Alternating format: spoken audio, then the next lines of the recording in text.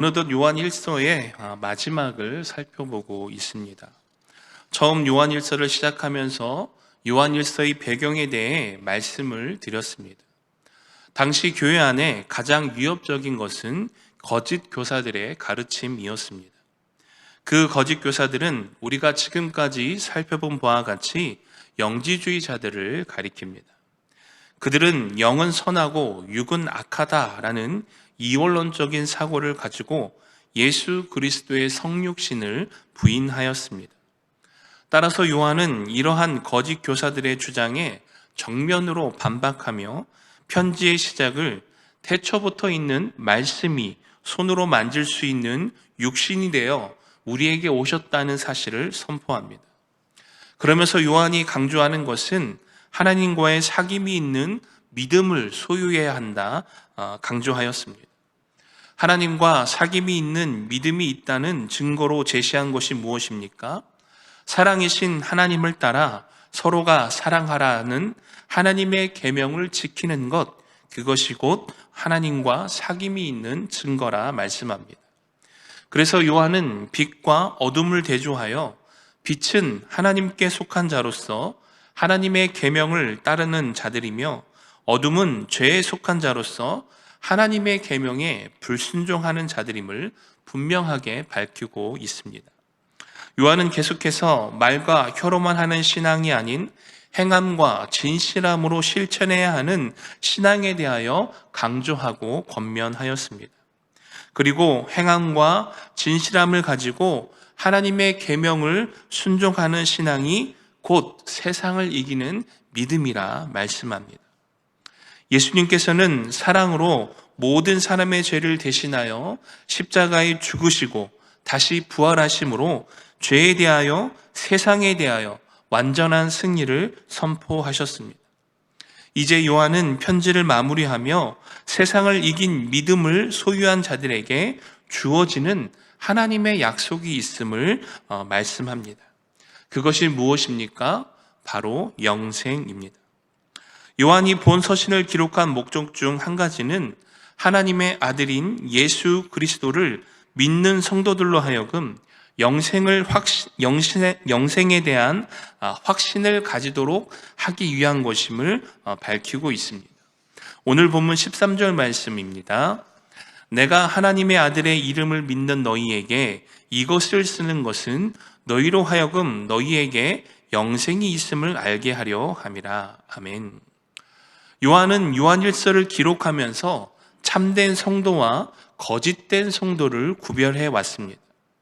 참된 성도들에게는 그리스도의 교제 속에서 더욱 성숙해 가기를 권면하였고, 거짓된 성도들에게는 계속하여 경종을 울리는 메시지를 선포하였습니다. 요한은 교회 안에서 영지주의자들의 거짓된 가르침으로 인하여서 그 구원에 대한 확신과 영생에 대한 확신을 갖지 못하고 혼돈 가운데 있는 성도들에게 명확하게 구원과 영생에 대한 근거와 확신을 제시함으로 말미암아 그 혼돈을 멈추고 온전한 믿음을 소유하도록 하였습니다. 사랑하는 성도 여러분, 영생은 하나님의 아들이신 예수 그리스도를 믿는 믿음 속에 있음을 기억하시기를 바랍니다. 바꾸어 말씀을 드리면 예수 그리스도를 믿는 사람이라면 누구나 영생을 확신할 수 있다라는 것입니다. 그 이유는 하나님께서 믿는 자를 지키시고 보호하시기 때문입니다. 오늘 본문 18절 말씀을 보면 이렇게 기록되어 있습니다. 하나님께로부터 난 자는 다 범죄하지 아니하는 줄 우리가 아노라. 하나님께로부터 나신 자가 그를 지키심에 악한 자가 그를 만지지도 못하느니라. 아멘. 요한은 우리가 영생을 확신할 수 있는 두 가지 근거를 제시하고 있는데요. 첫 번째는 믿는 자가 죄를 범하지 않는다라는 것이고, 두 번째는 악한 자로부터 하나님께서 지키시고 보호하기 때문이다라고 말씀합니다.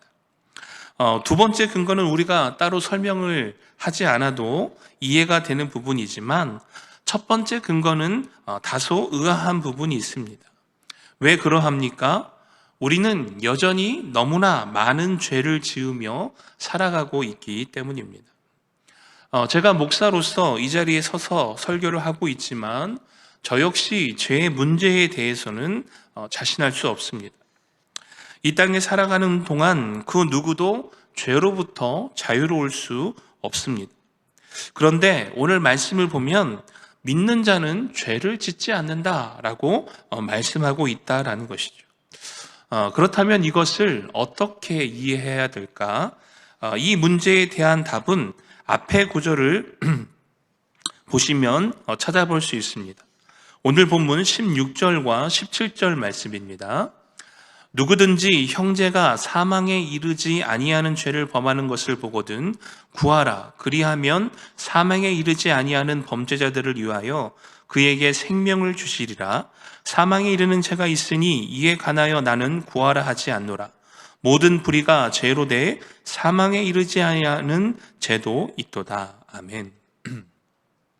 오늘 본문 말씀을 보면 요한은 죄를 크게 두 부류로 나누고 있습니다. 하나는 사망에 이르는 죄로 구원을 받지 못하는 죄이고, 다른 하나는 사망에 이르지 않는 죄로서 구원을 받을 수 있는 죄입니다. 여기서 죄의 목록을 만들어서 어떤 것이 사망에 이르는 죄이고 또 어떤 것이 사망에 이르지 않는 죄인지 구분하는 것은 쉽지 않은 문제입니다. 하지만 분명한 것은 육신을 입고 있는 한 우리는 여전히 이 죄의 문제에서 자유로울 수 없고 또한 여전히 죄를 짓고 살아간다라는 것입니다. 그러나 우리가 짓는 죄는 대부분 사망에 이르지 않는 죄에 해당합니다. 그렇다고 해서 죄를 지어도 된다라고 말씀을 드리는 것이 아니라 그러한 죄로 인하여서 구원을 받지 못하거나 우리의 구원이 취소되지 않는다는 사실을 말씀드리는 것입니다. 그 이유는 분명합니다. 왜입니까? 예수 그리스도께서 우리의 모든 죄, 즉 과거와 현재와 미래의 죄까지 그 십자가를 통하여 사하여 주셨기 때문입니다. 그래서 요한일서 1장 9절 말씀에 이렇게 기록되어 있습니다. 만일 우리가 우리의 죄를 자백하면 그는 미쁘시고 우러우사 우리의 죄를 사하시며 우리를 모든 불의에서 깨끗하게 하실 것이요. 아멘. 여러분, 우리가 우리의 죄를 가지고 예수님께 나아가 자백하고 진정으로 회개한다면 그 어떠한 죄라도 하나님께서, 예수님께서 사하여 주신다 말씀하셨습니다. 그러나 용서받지 못하고 사망에 이르는 죄가 있음을 분명히 기억하셔야 합니다. 마가복음 3장 28절로 29절에 보면 이 용서받지 못하는 죄에 대하여 기록하고 있습니다. 내가 진실로 너희에게 이르노니 사람의 모든 죄와 모든 모독하는 일을 사하심을 얻되 누구든지 성령을 모독하는 자는 영원히 사하심을 얻지 못하고 영원한 죄가 되느니라 하시니. 아멘.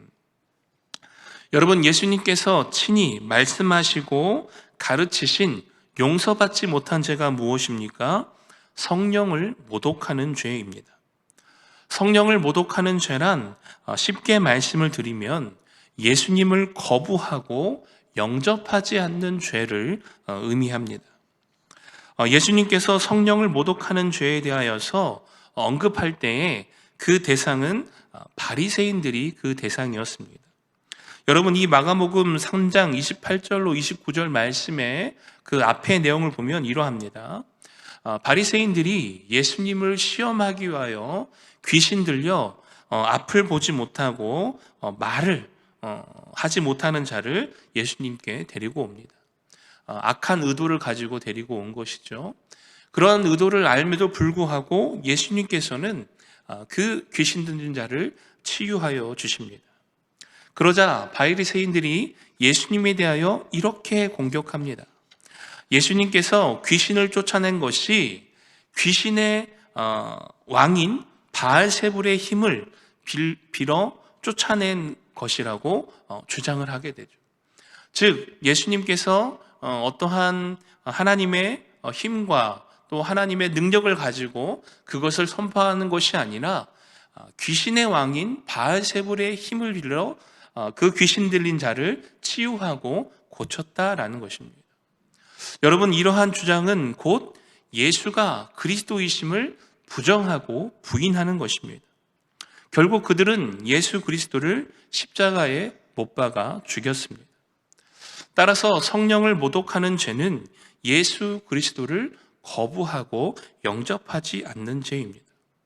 따라서 결과적으로 보면 예수 그리스도를 거부하고 영접하지 않았기에 그에게는 영생이 아닌 사망에 이르는 결과를 가져오게 된다라는 것입니다. 그렇다면 다시 본론으로 돌아와서 믿는 자가 범죄하지 않는다라는 뜻의 의미는 무엇입니까? 예수 그리스도를 거부하고 영접하지 않는 죄를 범하지 않는다라는 것입니다. 여러분, 우리가 이렇게 확신할 수 있는 이유는 무엇입니까?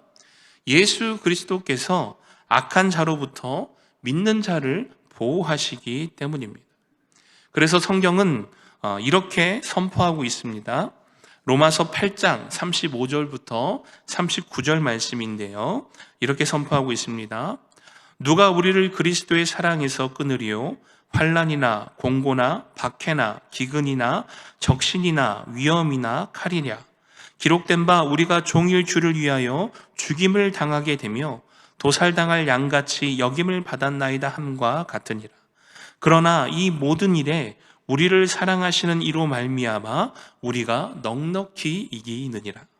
내가 확신하노니 사망이나 생명이나 천사들이나 권세자들이나 현재일이나 장래일이나 능력이나 높음이나 깊음이나 다른 어떤 피조물이라도 우리를 우리 주 그리스도 예수 안에 있는 하나님의 사랑에서 끊을 수 없으리라. 아멘. 여러분, 우리가 사망에 이르는 죄를 범하지 않으리라 확신할 수 있는 근거는 우리 자신에게서 나오는 것이 아닌 하나님의 약속의 말씀에 그 근거가 있다라는 것입니다. 여러분, 성경에 나오는 수많은 믿음의 선조들을 보시기를 바랍니다. 예수님을 믿는다는 이유로 수많은 박해와 고난을 당합니다. 심지어 목숨까지 잃게 됩니다. 그러나 그 가운데 그 누구도 예수님을 부인하지 않았습니다. 자신의 생명을 지키기 위해 예수를 배반하지 않았습니다. 끝까지 예수님을 바라보고 기꺼이 예수 그리스도를 위해 자신의 생명을 아끼지 않았다라는 것입니다. 오늘 저와 여러분에게도 이러한 믿음의 확신이 있기를 간절히 소망합니다. 그래서 하나님의 아들이신 예수 그리스도를 믿는 믿음을 통하여 하나님께서 약속하신 영생의 그 놀라운 은혜와 기쁨을 소유하는 저와 여러분이 되시기를 주님의 이름으로 축원하여 드립니다. 이어서 요한은 이 믿음의 자녀들에게 한 가지를 더 권면하고 있는데요. 그것은 바로 사망에 이르지 않는 죄에 대하여 또한 경계하라라는 것입니다. 오늘 본문 19절부터 21절 말씀을 함께 보겠습니다. 또 아는 것은 우리는 하나님께 속하고 온 세상은 악한 자 안에 처한 것이며, 또 아는 것은 하나님의 아들이 이르러 우리에게 지각을 주사 우리로 참된 자를 알게 하신 것과 또한 우리가 참된 자 곧 그의 아들 예수 그리스도 안에 있는 것이니 그는 참 하나님이시요 영생이시라. 자녀들아, 너희 자신을 지켜 우상에게서 멀리하라. 아멘. 사랑하는 성도 여러분, 이 세상은 두 부류의 사람만 공존하고 있습니다. 하나는 하나님께 속한 자이며 다른 하나는 세상에 속한 자입니다. 세상은 악한 자에게 속한 곳입니다. 그리고 우리는 그러한 세상 가운데 하나님께 속한 자로서 이 땅의 삶을 살아가야 합니다. 그러기에 우리는 끊임없이 믿음의 싸움을 해야만 하는데요. 이것을 우리는 영적인 전쟁이라고 합니다. 우리가 싸워야 하는 적은 크게 세 가지로 볼 수 있습니다. 첫째는 영적인 존재인 마귀와 사탄이고, 둘째는 이 세상의 가치관입니다. 그리고 셋째는 내 안에 있는 죄악된 본성입니다. 여러분, 사탄이 누구입니까? 어둠에 속한 자이며 하나님을 부정하고 거짓말을 일삼으며 믿는 자를 미혹하는 자가 바로 사탄입니다. 최초의 사람인 아담과 하와 역시 사탄의 미혹에 넘어감으로 말미암아 하나님의 말씀에 불순종하여 넘어지게 됩니다. 지금도 사탄은 집요하게 우리를 넘어뜨리려고 합니다. 그 넘어뜨리려고 할 때 가장 집요하게 공격하는 것이 무엇일까요? 바로 내가 갖고 있는 연약함입니다. 여러분, 제가 최근에 챙겨보는 드라마가 있습니다. 재벌집 막내 아들. 다들 TV를 안 보시나요? 네. 그 재벌집 막내 아들을 이제 보는데, 그 재벌집 안에서 서로의 어떠한 그 권력을 취하기 위하여서 형제들끼리임에도 불구하고 자신의 이익을 더 추구를 하죠. 여러분, 그 드라마를 보면서 깨닫는 것이 무엇입니까? 세상 사람들에게 있어서 약점은 공격의 대상입니다. 집요하게 그 약점을 공격해서 결국에는 그 약점을 통하여 원하는 것을 얻어낸다라는 것이죠. 여러분, 사단도 동일합니다. 그 누구보다 우리의 연약함을 잘 알고 있습니다. 그렇기 때문에 계속해서 그 부분을 건드려서 넘어뜨립니다. 제가 이제 사역을 처음 시작할 때 지금도 보시면 아시겠지만 굉장히 열정적인 부분이 있습니다. 불의를 보면 못 찾는 것도 있었고요. 굉장히 바른 말을 좀 막 하는 그러한 스타일이었습니다. 그 젊은 형기에 얼마나 그렇게 열심히 있었겠습니까? 그러다 보니까 교회 안에 어떠한 다양한 문제들을 직면할 때 제 안에 해결되지 않는 어려움들이 있고 또 그것에 대한 불만과 불평이 있게 되는 것이죠. 그래서 그것이 끊임없이 저를 괴롭히고 저를 힘들게 하고 과연 이것을 어떻게 해야 될까 고민하게 했습니다. 여러분, 그때 저희 어머니께서 저에게 이렇게 조언을 해줬습니다. 그 부분이 너에게 약점이다. 네가 목회자로서 앞으로 그 부분에 대하여 훈련되지 못하고 그 부분을 떨궈내지 못하면 계속해서 그 부분으로 인하여 힘들 것이다. 하나님께서 주신 기회라고 생각을 하고 그것을 뛰어넘을 수 있도록 기도해라. 참 저희 어머니지만 반박을 하지 못하게 말씀을 하셨습니다. 여러분, 그렇습니다. 여러분, 사단은 지금도 우는 사자와 같이 우리를 끊임없이 공격합니다. 교회 안에 그 교회 공동체를 분열시키기 위하여 각 사람의 가장 연약한 부분을 건드려서 그것이 감정으로 폭발하든 어떠한 상황으로 폭발하든 계속해서 분란과 갈등을 만들어서 그것을 분열시키려고 합니다. 여러분, 그것이 사단이 하는 일입니다. 따라서 우리는 그러한 공격으로부터 어떻게 해야 됩니까? 우리 자신을 지키고 보호하며 더욱더 하나님의 말씀 가운데 거하여야 한다라는 것입니다. 그래서 요한복음에 계속해서 강조하는 것이 무엇입니까? 서로 사랑하라라는 것입니다. 서로의 허물과 서로의 약점이 있었을 때 세상 사람들은 그것을 공격해서 자신이 원하는 것을 얻어내지만 교회 안에 주님의 몸된 교회 공동체는 어떠한 모습을 나타내야 됩니까? 사랑으로서 품고 용서하며 용납할 수 있는 넉넉한 마음이 요구되어진다라는 것입니다. 여러분, 또한 교회는 결코 세상의 가치관을 쫓아가서는 안 됩니다.